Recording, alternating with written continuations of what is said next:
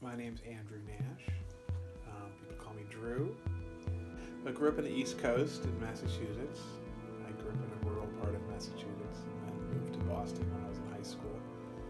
And then came out here to California to go to medical school. And I've been here since I was 22. Yeah. So more than half my life.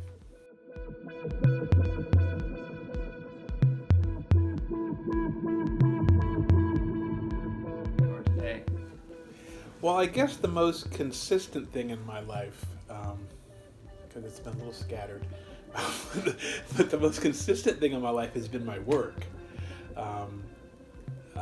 I guess if you had to piece that together, like what's been the most consistent driving force, I would say is my work, what I do for a living. I'm a pediatrician, and I knew when I was young that I wanted to be a pediatrician. I always loved going to the doctor and thought like shots were cool and always looked forward to going. I wasn't a particularly sick kid, so I didn't go often. It was sort of once a year for a checkup and maybe the occasional sick visit. I could maybe remember going to the doctor because I was sick just a couple of times, but I just always thought it was neat. And I think there was a maternal drive from my mother. Oh, you should be a doctor. So I kind of listened to that. But I've always when I went to medical school and applied to medical school, I did so thinking I was going to be a pediatrician, and then that's where I ended up.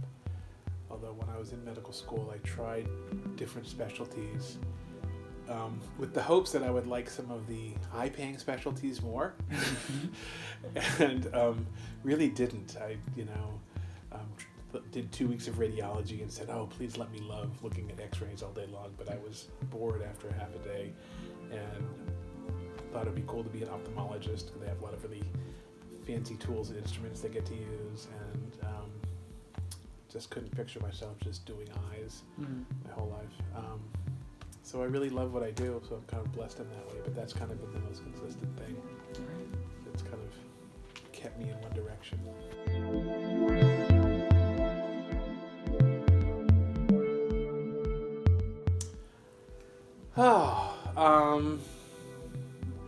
It's a hard question. It can just be one. Yeah, I mean, I think that I'm proud of sort of, again, back to my profession. I'm proud of the practice that I've built. I was in a group practice for 16 years and then started my own practice 7.5 years ago. And, I've built a reputation in the community. People know me.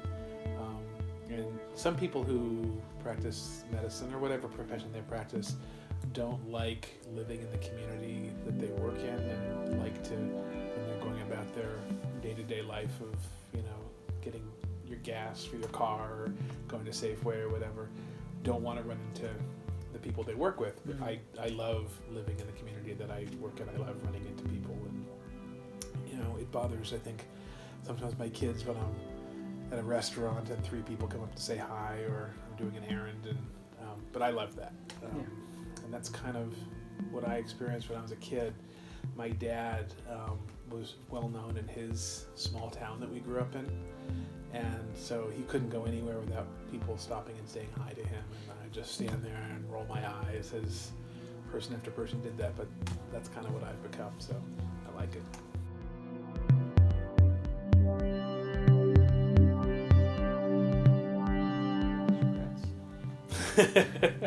And if you don't feel comfortable, No, I feel comfortable saying it because I can. I'm happy to give that advice to you or anyone else who'll listen. I got married very young, and it didn't work out.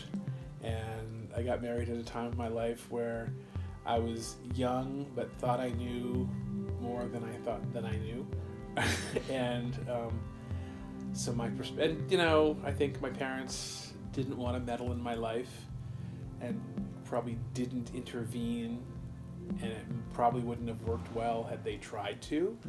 Worked out well, it would have created the mess. But if I had just waited longer, I probably would have realized that the choice I was making then was a bad choice, and things would have been different. That was sort of that's been the turbulent part of my life, and that's my regrets. I think that you need to have more life experience than I had. Doesn't mean that nobody should get married when they're 22. There probably are people who are mature in ways that I wasn't, but I would say that most people probably shouldn't. So there's no hurry. People need to find themselves more, I think, before they make a life choice like that. So.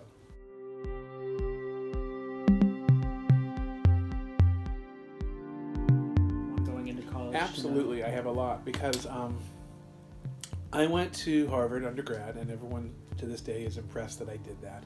And then the next question that comes out of their mouth is, how did you like it? And I really didn't. It was a bigger university than I should have gone to. And I came from a relatively small high school of about 500 students. And I was a smart kid in high school, so you get put into a pond with a lot of smart kids, and you just kind of start to feel, oh, maybe I'm not as smart as I thought I was. And so I didn't really have the self-confidence to excel. Like if I suddenly decided to go back there now and do college now, or go to graduate school there now, it would be a very different experience. But I chose a college that I think wasn't necessarily the right fit for me, and I did fine. I mean, I graduated. I did just fine academically. I wasn't the top of my class, but I wasn't the bottom. And got to go to medical school, which was a great thing for me. But had I had, again, a little more maturity, a little more sense of self, I would have probably chosen a smaller college where I could have felt less pressure and kind of fit in better to what was going on there. So I think people going off to college, it's a very interesting time in life because you're leaving the nest, so to speak, and being yourself. And I think people need to be more true to themselves. I think that that's the most important thing, is listen to your own inner heart and be yourself, whatever that is. And if you kind of stay true to yourself, then you'll find the right path, as opposed to trying to conform to an environment where you're expected to act a certain way.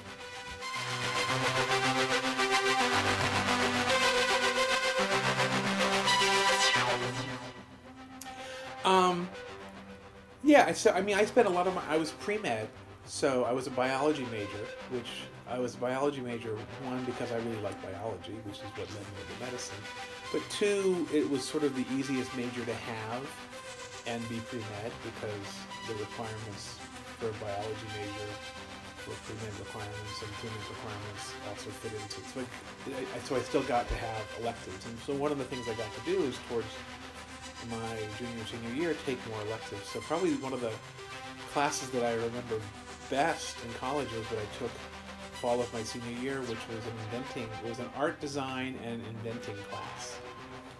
Totally outside of my comfort zone. I had never taken a drawing class or any other kind of art class, but I liked to tinker. So I took this inventing class, and it was great. You'd come up with different ideas. The professor would give you just sort of rough assignments, invent something that uses wind, or invent something. So we would, and then we'd kind of judge each other's things, and it was just really neat. So I guess in hindsight, had I kind of maybe chosen a major that was a little bit, not that I regret being pre-med and going to med school, because I love that, but being a music major, or doing something that was a little bit outside of my comfort zone, as opposed to just kind of following along the straight path, because I realized at the end of college that there were classes that were not really in my wheelhouse that I would have kind of gotten a lot more out of by taking.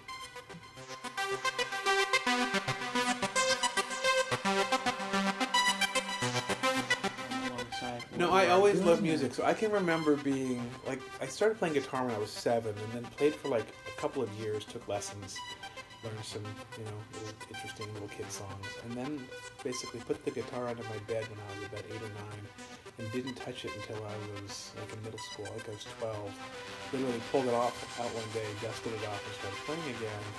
And then took lessons briefly, but mostly self-taught. But even during the period of time when I wasn't playing the guitar, I had a little record player. It was either operated on batteries or plug-in. I still have it, actually. I have it downstairs. It's a little teeny record player that I used to listen to all my albums, and I probably had 10 or 15 albums back then. And I remember I got really into the Beatles. So it was probably 1974. So the Beatles had broken up, and but still Beatles were very popular. I remember listening to the Beatles lyrics and then reading all about when, the theory of was Paul really dead, and all that sort of Beatles conspiracy stuff that happened. I remember reading about it and learning about it, and then going down and making my parents sit there while I gave them lectures about the lyrics in the Beatles songs and what the implied meaning may have been, and I made them sit there, and they were like, So I was always into both the music and then the lyrics and all that, and that just kind of grew. And by the time I was in high school, started performing and getting in little bands and stuff. But always loved music.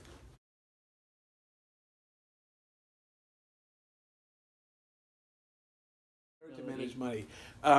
Some might say I'm still learning it.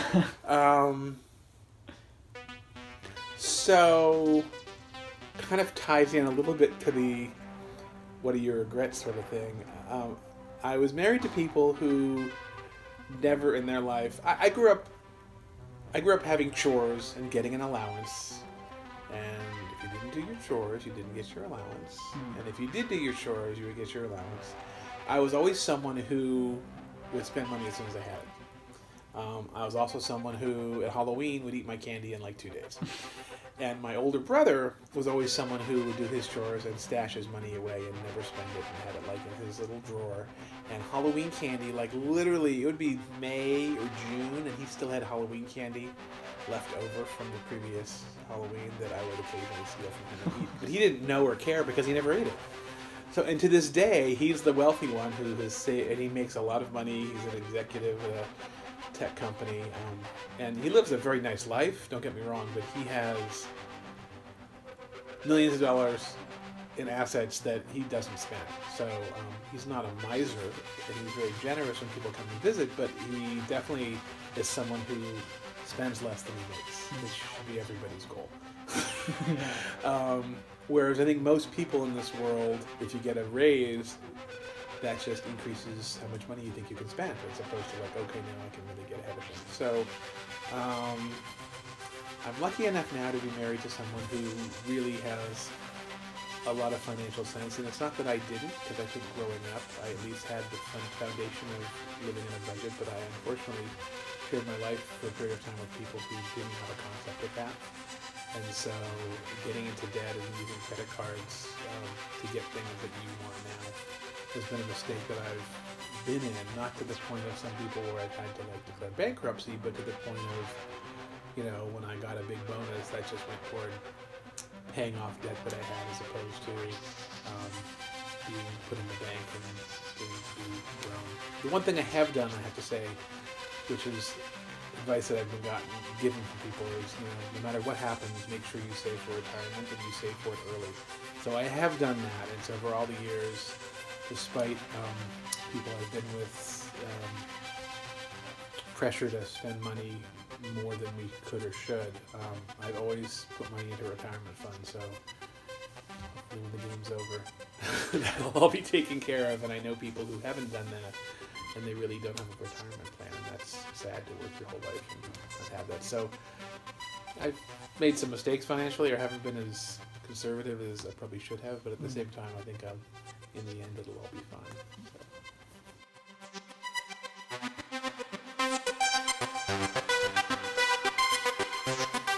What's something that you... For me personally? Yeah. So the thing I do when I have a bad day or go through a period where there's stress or whatever is I play music. And sometimes I forget. So sometimes I'll come home and be in a funk, or it'll be a bad week and be depressed for whatever reason, and I'll forget. And then maybe one of the reasons I have guitars scattered in every room in this house is to remind me, because it definitely makes me feel better, and it doesn't have to be hours of it, even just 20 minutes. It triggers that relaxation of, whether it's an association, puts me back in a happy place. It generally helps me release stress. So that's definitely the thing I do. People say exercise, and I think that, exercise makes everyone feel good when exercise, and I do that some, but when I'm having a bad day, the thing that I do really unwind is play the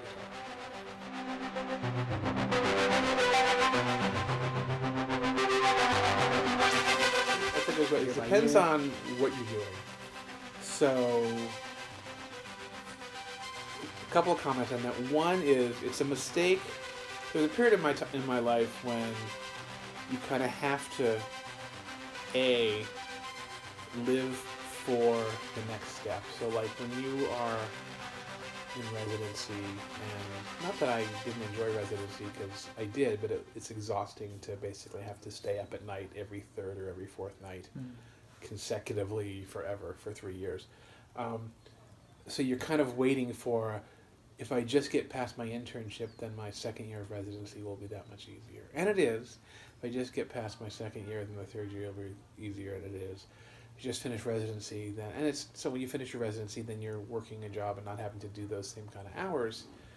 And I think if sometimes you do that as a coping mechanism, so you just kind of hunker down and get through something, but then at the same time, you miss taking time to really live in the moment and be mindful of what's going on around you. So I think that for a long period of time in my life, when I was going through, just periods of time that weren't necessarily bad periods of time, but they were times when I really had to work hard and kind of put in hours that, I wouldn't have the energy to do now at my age. But in hindsight, if I were have to go through that again, I would be a little more in the moment, living that, yeah, this is a hard day, but this is what I'm experiencing, as opposed to just kind of keeping your head down and getting through it, kind of experiencing it more. So a little bit of both.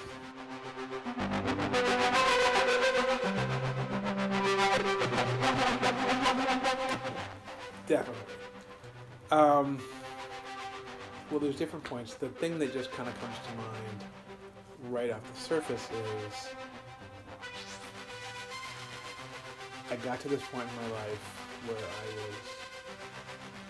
got through college, I got through medical school, I got through residency, did all these things, and I kind of started to question, not that I was unhappy with them, because I wasn't, but why did I make these choices? Is this something that really my mother wanted? Because she said for years, you should do this, you should do this. She sort of had it in so I tried to tease apart what was my mom's wish for me versus what was my wish for me. And I went through, I don't know, it was probably a several month period where I was really kind of just questioning. Literally, I just finished all this stuff. Got through college, got through medical school, got through my residency. Now I finally have a job where, I'm working, but I'm not working nearly as hard as I had to in residency. I'm starting to make good money and then questioning, why am I doing this? And what else would I want to do if I didn't do this? Like, what else could I do if for some reason if pediatrics is visualized? Would I have anything else? Would I have any other skill? And after just sort of soul searching for a few months, I realized, no, I really like what I'm doing. So I don't need to torture myself with, is this my mom's dream or is this my dream? It could be both. And I think that's what it is. But that kind of questioning, like, why did I just go through all of this? In hindsight now seems kind of silly, but I remember it being really kind of putting me in a funk and really making me question who I was and why I was how I am. But as I've gotten older, that just seems like a distant memory. And then just different points in time, I've had 2 marriages that didn't work out, and kind of, I think in hindsight, one of the things that was problematic for me in my marriage is I just didn't take care of myself and didn't stand up for myself. And I kind of had this philosophy that if I just am a nice person, then the partner that I'm with will be nice to me as well and do unto others. And that wasn't really true in my first few relationships, that I treated other people well and was taken advantage of. And so I'm not trying to point entire blame to the other side, because I'm sure there were things I did, but at the same time, things happened to me in those relationships that I would never have contemplated happening, because frankly that just wasn't where my head was at. I was just like, we're married and everything's good, and just totally being blindsided by stuff. My current relationship, almost to a fault if Amy looks at me funny or pushes my buttons at all.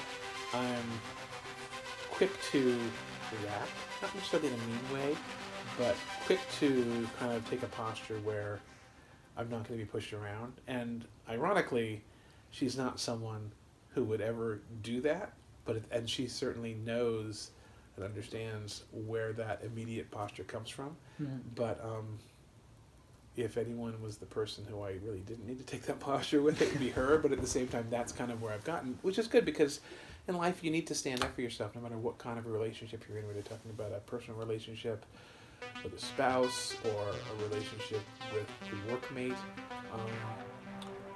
People who allow themselves to get taken advantage of will be taken advantage of. And it doesn't necessarily, whether it's from one venue or another, if you basically, it's just human nature. There are people out there who will, oh, you want to do my work for me and give me credit for it? Okay, that's fine with me. So what might seem like a helpful offer can become, if you let it, can become unbalanced. So I forget how we started on this topic.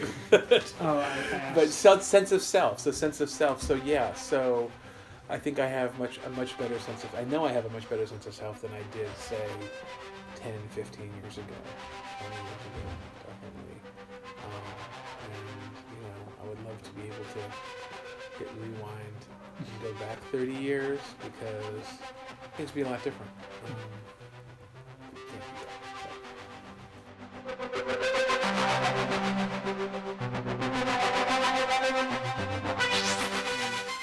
Yeah, kind of what I said earlier on is if you can do anything for yourself, it's be true to yourself, know who you are, be a good person, but know who you are and be comfortable with who you are, which is a hard thing to ask of people who are 18 years old because being comfortable with, many people don't know who they are, and that's normal.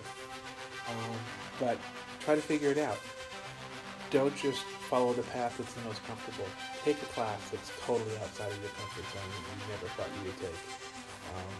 If you're a science wonk, take a history class and learn about something, or take an art class. If you're, an artistic person, take a geeky science class and see its practical things. It's just talking to people that aren't necessarily the people who you think are right with you. It's, a lot of the really good friends I've made in the last few years have been people who, politically, I do not see eye to eye.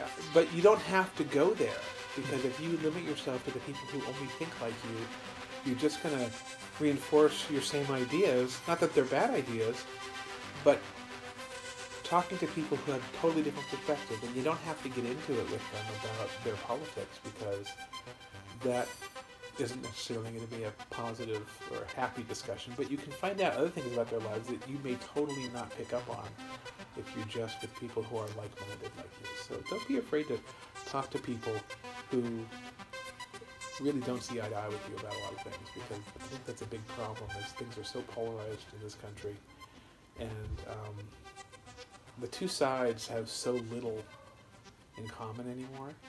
It used to be, 20 years ago, yeah, there were Republicans and Democrats, but there was this huge mass in the middle that some people referred to themselves as liberal Republicans and some people were conservative Democrats, and that doesn't really exist anymore. It's just there's this huge gap in the middle. And I understand how that's happened, but I think that then nothing gets done.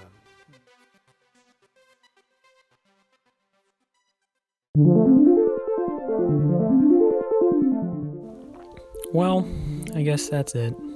Senior year's over. It's kind of crazy when you think about it. It's been quite a crazy time when you think about it. This year's kind of been quite the ride. It's gone by fast, but sometimes it felt like it was going by pretty slow. But now that I look back, it seems like it was barely any time at all.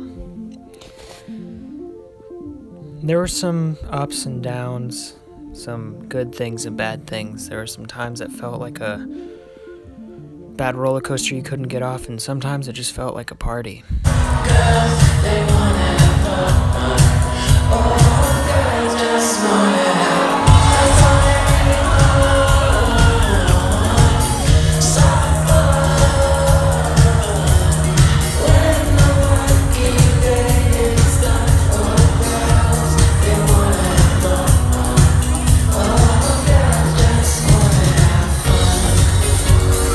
But everything else aside,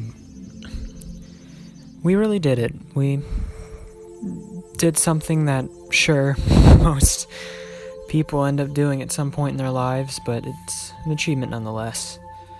It's been almost all of our lives, and we're finally done with it. Something that's been the structure of our lives for 12 years now is going to change a little bit, and then after maybe none, maybe 4, maybe just 2, maybe 6 or 8 or 10 for some, something like that will continue in college. But until then, we got a little summer left. Although school wasn't really my forte throughout the years of high school and middle school and everything, I still think that I might find myself in college. I didn't totally get the best education in high school, but that's kind of a fault of my own. But maybe college will be something different.